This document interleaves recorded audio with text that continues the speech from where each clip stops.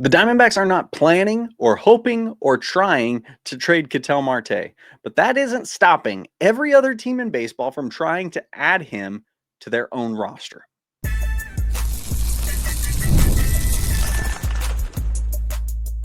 You are Locked On Diamondbacks, your daily Arizona Diamondbacks podcast, part of the Locked On Podcast Network, your team every day. What's up and welcome to the Locked On Diamondbacks podcast, part of the Locked On Podcast Network, now the #1 sports podcast network. I'm your host, Daynen Biggs. Today's episode is brought to you by FanDuel. Right now, new customers can bet just $5, and if their bet wins, they'll get $300 in bonus bets to use across the app. Download the app today. I don't know. I mean, I know why. This is something that everybody really likes to talk about, and that is Katel Marte getting traded, because it would be the biggest. I mean, it would be the biggest trade of the offseason. So obviously, people are talking about it.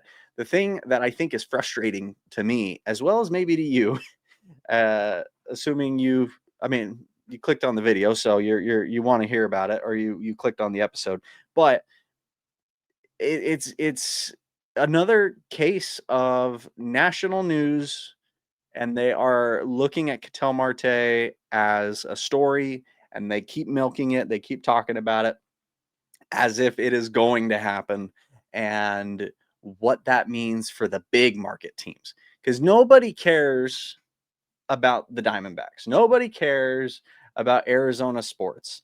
But they do care about Ketel Marte, and it's a waste to have such a good player on this nothing team that nobody cares about. That's the feeling, that's the vibe of everybody in the national news outlet, and that is it's just and we're going to talk about this more, but let's look at kind of why we're talking about this today.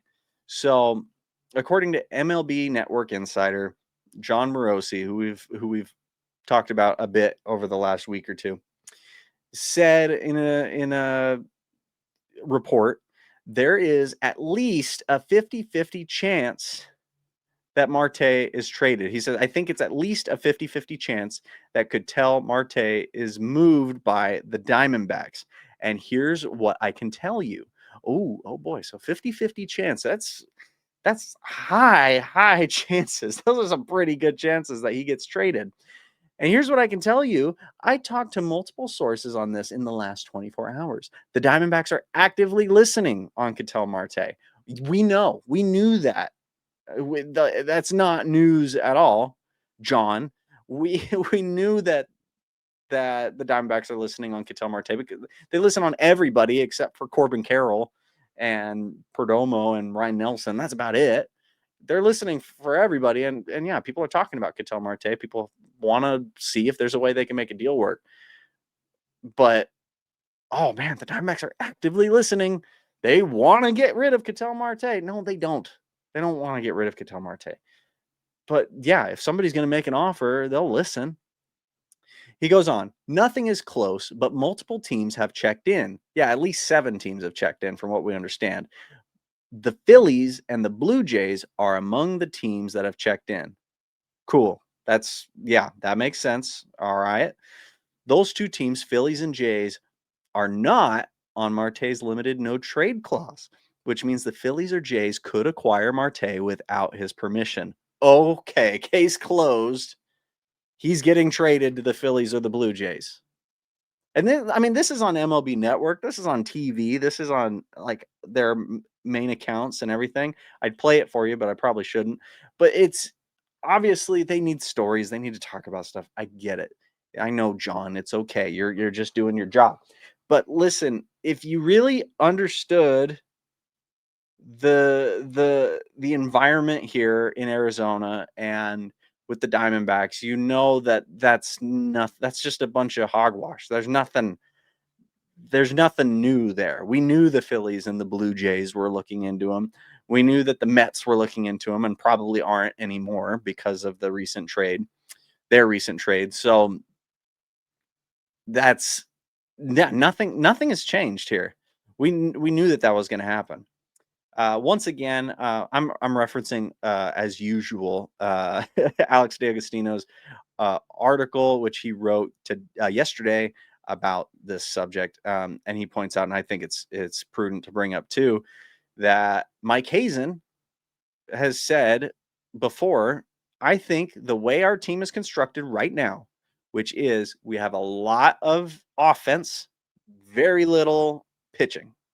We need more pitching. We don't really need more offense. That's at least that's not the priority. I think that the way our team is constructed right now, I have to be open-minded and listen to what possibilities could be out there to put the team in a better spot for us as it relates to pitching.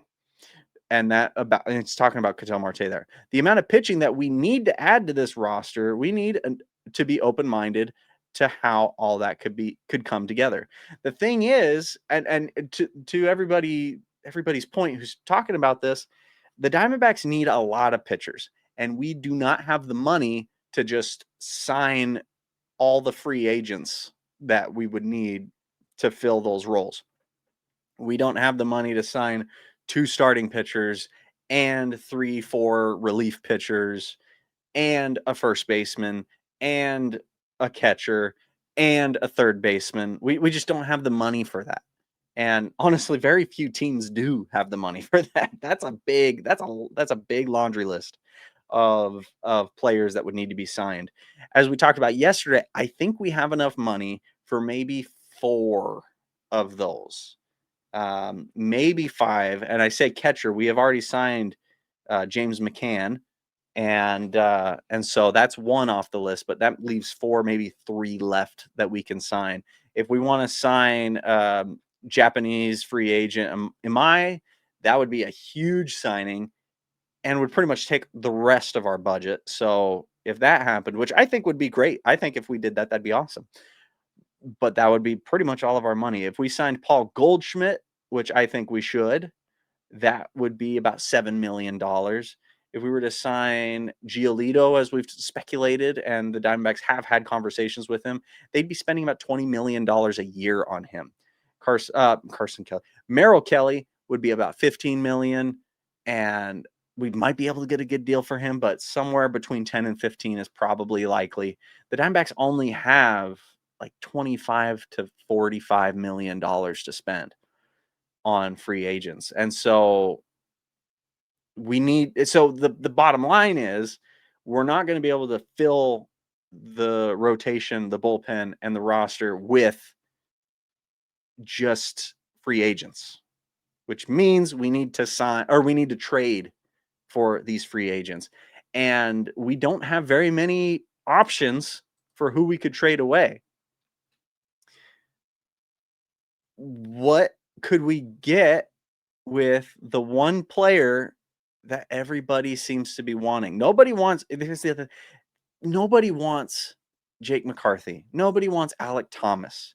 Nobody wants Tim Tawa. Like, nobody's asking for any of those guys. So if we approach a team and say, hey, we would like to trade for your relief pitcher, we'll give you Jake McCarthy and Alek Thomas, they'd go, well, those are 2 players we don't really want. So no. Or, okay, but we'll give you this bottom of the, not so great relief pitcher. That's who we'll give you for that. And that's not what we need. So the only ones we really have are our top prospects, Tommy Troy, Waldschmidt, amongst a handful of others. I'm blanking on them and I don't have them written down here. But our top prospects, our top position player prospects, Jordan Lawler is on that list. Now, none of these guys I want to trade, but if it means getting good pitching, which we do need, then maybe it needs to happen. So what would make me accept a Ketel Marte trade, and what do I expect Mike Hazen is looking for? I think it needs to be at least a 4-player deal. I think for Ketel Marte, we need 4 players in return. We need 1 very good starting pitcher. We need 1 very good relief pitcher. I think we either need 1 like all-star caliber or pre-all-star caliber starting pitcher or relief pitcher, one good starting pitcher or relief pitcher, and then we need one pitching prospect, and we need either a third baseman, first baseman, or outfielder.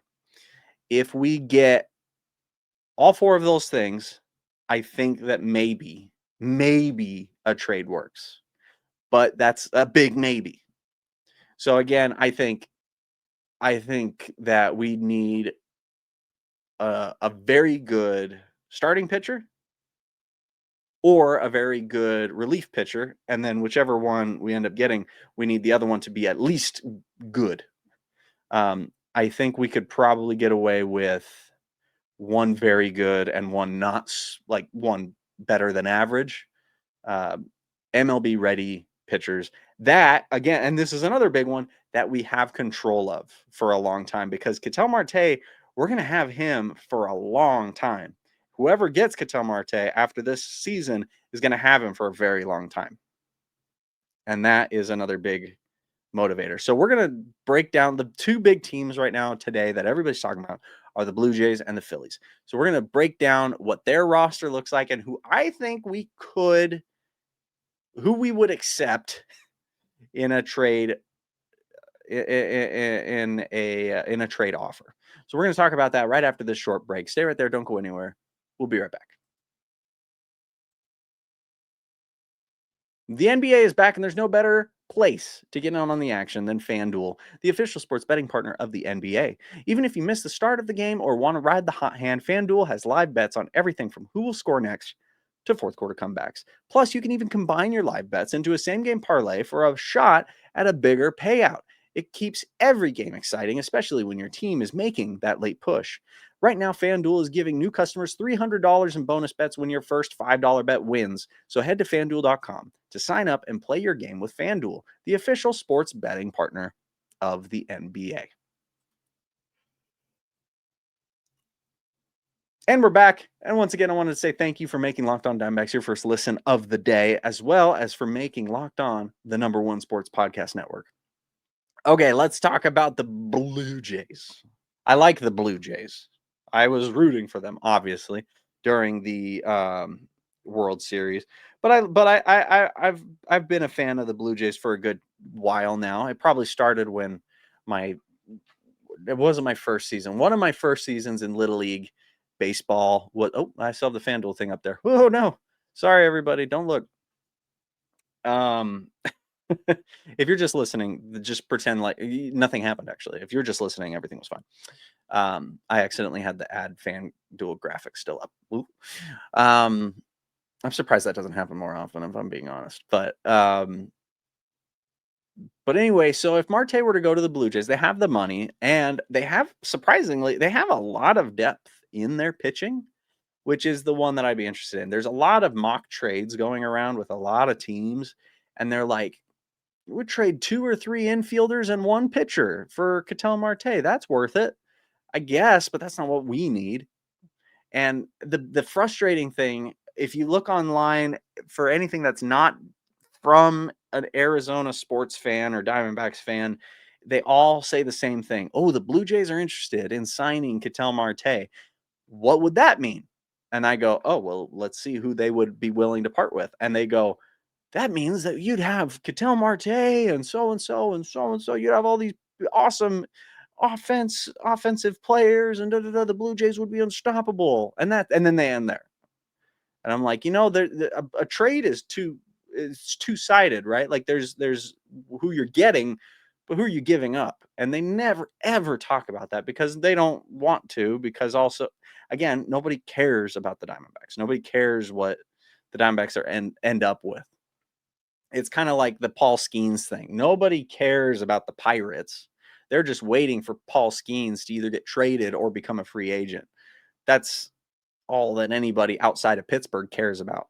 And that's kind of what the situation is here with Katel Marte. So let's look, because nobody else is, let's look at who I think would be worth trading for Katel Marte. And let's just go down the line of the players that I looked at. So I think they would try and offer Gosman or Eric Lauer. Both only have 1 year left on their contract. And both are great pitchers, but the Diamondbacks are, I don't think they're, especially if they trade Ketel Marte. Excuse me, it's early. If they were to trade Ketel Marte, I don't think they're betting on 2026 to be their big year. And to trade their all-star that they have tons of control over for a starting pitcher that we're only going to have for a year, that's like Tarek Skubal. Like, why would we give up so much to get a pitcher for 1 year that we're probably not, we're not going all out. It's not like this is our one and only chance. No, the Diamondbacks are building for the next 2 or 3 or 4 years. So I think if I'm Mike Hazen and the GM of Toronto goes, okay, well, here's what we're thinking. We're thinking so and so and Gosman. I'd be like, take Gosman out. We're not interested. Or Lauer. Oh no, but he's young. He's really good. I don't care. Like, extend him and then trade him and then offer him. But we don't. Yeah, we're not interested in a rental. We don't want anybody for just 1 year. One player that they do have for a while is Jose Barrios. And he looks pretty good. Let me pull up his numbers again. So Jose Barrios, he started 30 games and he had an ERA of 4.17. So he's not that expert level. He's not that elite level that I was talking about earlier. So he would be a good second pitcher. So we would need an elite relief pitcher to go alongside Barrios. Jeff Hoffman, who is their closer, he would be pretty good. I like Hoffman. I like what he's been able to do. And he, if I'm getting this right, he was. Oh, my dog doesn't like Jeff Hoffman though. Apparently, he was their closer. He had pitched in 71 games. He has 7 losses and 9 wins, with a 4.37 ERA, but a WHIP of 1.19. 84 strikeouts in 68 innings. So he's got good stuff. It looks like, and I haven't done a deep dive into him, but he looks like it's a case of bad luck. He was an all-star last year with an ERA of 2.17. Year before that, 2.41. So this seemed like a bit of an off year, but he's got a pretty good amount of experience. But he is not a free agent until 2028. So we would have him for 2 years. So I probably would, him and Barrios, I'd probably put in the same boat of, okay, that's a good secondary pitcher, but we need one that's really, really good. And I think that could be Braden Fisher. He is a relief pitcher. He has an ERA of 2.70 in 50 innings, 62 strikeouts, and a 1.02 WHIP, which means he gives up like exactly 1 runner per inning, which is incredible. And he's under team control until 2032. So I think somebody like Braden Fisher as the headliner and then a starting pitcher like Barrios would be, I think that could be a good combination for the pitchers. Another relief pitcher that could be a good get would be Brendan Little. And I think he could be a pretty good grab as well. He had a 3.03 ERA, so slightly higher, but he pitched in 79 games, which is pretty impressive. And in 68 innings, he had 91 strikeouts, which is very, very high. So he and Braden Fisher, I have my eye on them. I like them. I guess they're potentially, instead of a starting pitcher, we do both of them. We'd have a strong bullpen with both of them. And then when Puck and Martinez comes back, yeah, we'd have a solid bullpen. So now, if you're a Blue Jays fan and you're watching this, you're probably not happy with that. You're like, heck no, would we ever get rid of that for Katel Marte, a 32-year-old second baseman? Here's the thing. We're not approaching the Blue Jays. The Diamondbacks are not approaching the Blue Jays. The Blue Jays are approaching the Diamondbacks. And I think if a deal were to go down, it would have to be one or both of them. Uh, at third, I think also we could go with somebody like Addison Barger at third base. Had a good offensive year. If not Barger, I could see maybe Ernie Clement being a good addition to that. Um, and then then you have a third baseman. You have potentially two relief pitchers or a relief pitcher and a starter in Barrios. And then I think then you go, okay, well, I need some prospects. The only pitching prospect on the Blue Jays list here, and you shouldn't be this won't be a surprise, is Trey Savage. I think I'm saying his name right.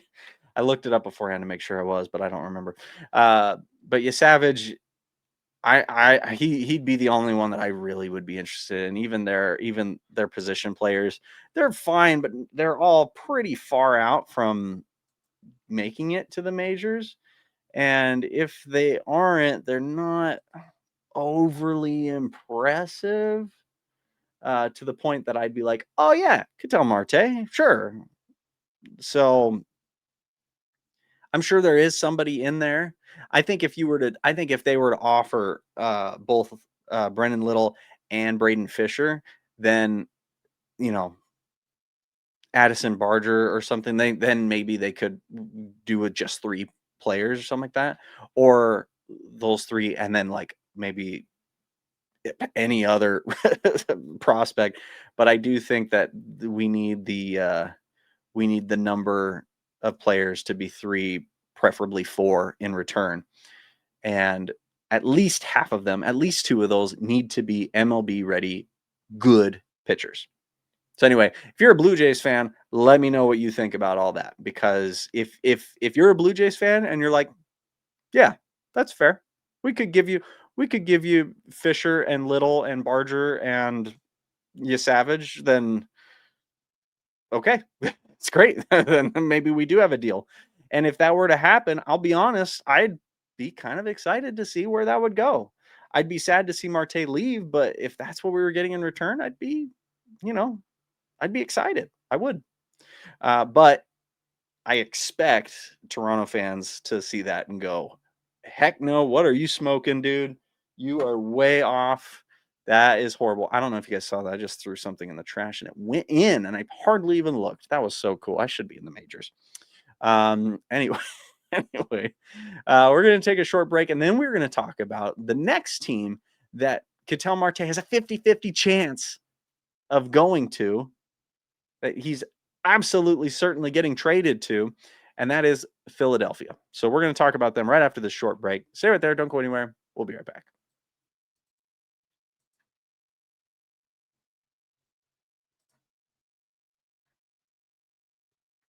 All righty. Let's get into it. So the Phillies, um, I feel a little bit less excited about the Phillies. They don't have quite as much. They have a few top pitching prospects, but none that really like stand out to me. They have a handful of first draft picks and stuff, but they're not like popping off the page to me, at least. Like they have 13th pick overall in the 2021 draft, Andrew Painter, who's MLB ready, but last season in AAA, he pitched a 5.40 ERA, 5-6 record, which is, I mean, it's not terrible, but it's not great either. 1.55 whip. So not spectacular. Probably will develop into a very good pitcher, I'm sure, but I don't know. Nothing that I'm like, oh yeah, that's good. There's Moises Chasse, who also, I mean, he was in AA last season and pitched a 3.24 in 6 games. So he must have been coming off of injury or something like that. Must have gotten injured, had a shortened season last year, but he's listed on their prospect rankings page as MLB ready. I don't know about that, but Anyway, so the prospects, we'd probably need to be looking at a position player, somebody like Justin Crawford or something like that. He would be, I think, somebody like Justin Crawford would pique interest. But honestly, with where the Diamondbacks are at right now, in case you don't know Justin Crawford, he is in AAA. He's an outfielder. He is averaging 334 in AAA with 88 runs, 23 doubles, and 4 triples and 7 home runs in the year of 2025. So he's looking pretty darn good. He was also a first round pick in 2022. But I think where the Diamondbacks are at, if this were to happen, I would not be surprised if Crawford got traded immediately after for a pitching prospect with some other team, because we have really good hitting prospects. We don't, I mean, another one would be great. I'd love to have more hitting prospects, but we don't need that as bad. So if that were to happen, I could see Crawford not being in the system for long. So that would be interesting.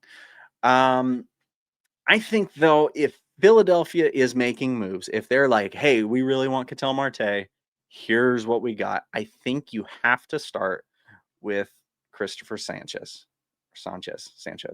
Um, because I mean, yeah, he's your number one pitcher, and I understand that would be a tough loss. That would be hard to get rid of. He isn't a free agent until 2029, so there's 3 more years on his contract. He had an incredible season this last year, though he didn't make the All-Star game. Now that I see that, but he was second in Cy Young votes, 15th in MVP. He made the All-Star team last year, but he had a WAR of 8.0, which is incredible. 2.5 ERA, a 13-5 record, 212 strikeouts in 200 innings pitched. Very, very impressive. But the thing is, like, obviously, if you're a Phillies fan, you are like, no, he's off limits. We're keeping him. But who else are you gonna offer? Like Zach Wheeler, maybe, but Zach Wheeler's expensive. I think if the Phillies were to cover a big chunk of his paycheck, maybe Zach Wheeler is there in the bowl, but I don't think that would get me to be like, yeah, let's do it. Um, I think another one that could be it. I'm probably gonna butcher his name. I'm sorry. Yohan Duran could be one to get the conversation started. Um, Duran, let's take a look. He's the closer. He pitched most of the season in Minnesota, had a 3.2 WAR, ERA of 2.06 in 72 games, 80 strikeouts in 70 innings, a WHIP of 1.1 even, 32 saves. Very impressive year. He will become a free agent in 2028, so he would only be in control for we'd only be in control of him for 2 seasons. So that's not very long. But you throw him into I throw him in, that could be a good conversation starter. Tanner Banks would be a good second player to add on to that. So I think Sanchez, maybe Duran is kind of like your expert level pitcher. And then you bring in Tanner Banks, and he is a relief pitcher, 33 years old. He is in under team control until 2029. He is 6-2, a record of 6-2, 3.07 ERA, which is very impressive. 69 games, 67 innings pitched with 61 strikeouts, which is fairly good, and then a WHIP of 1.01. So he left-handed pitcher. He sits people down. And he's quite a bit older. He's 34 years old, but he could be a good one to add to that list, because again, it needs to be a list. Orion Kerkering would be a good addition as well. I don't think he's headlining anything, but he would be a good addition to the bullpen. He doesn't become a free agent until 2030, so that would be nice. He has an ERA of 3.30, 69 games, very nice. 60 innings pitched, 65 strikeouts, a whip of 1.367. So definitely a good. I mean, he would make a great addition to the bullpen. I don't think he's the one headlining the trade, though. And then as far as position players, I mean, maybe you include Brandon Marsh or Alec Boehm. I don't think you would want to. There is now the other thing is another player who's like really generating a lot of buzz about trades is first baseman Bryce Harper. I don't know that I mean I think he would fit in pretty well in Arizona. I think I think it would I think he would like it here. I think everybody would like him here. He's under team control until 2032. He is very expensive though. So that would have to be kind of a thing. But if Bryce Harper were in the equation, I don't think the Diamondbacks get nearly as many pitching arms as they would want. And that's again the priority. So I think if that was like, hey, we'll give you Bryce Harper and we'll give you Tanner Banks for Ketel Marte, that's an even trade, more or less. So for a team that's approaching the Diamondbacks saying, hey, we want Ketel Marte, here's what we'll give you. But I think the Diamondbacks, I think if I was the GM, I'd say, listen, that's a good deal. I appreciate that. But we don't, I mean, we need a first baseman, but we won't survive unless we get more pitchers. We can survive. I mean, honestly, the Diamondbacks could survive not signing a first baseman at all. I mean, they have Pavin Smith, they have Tim Tawa who could play the part. They'll have Locklear likely by the time the season starts.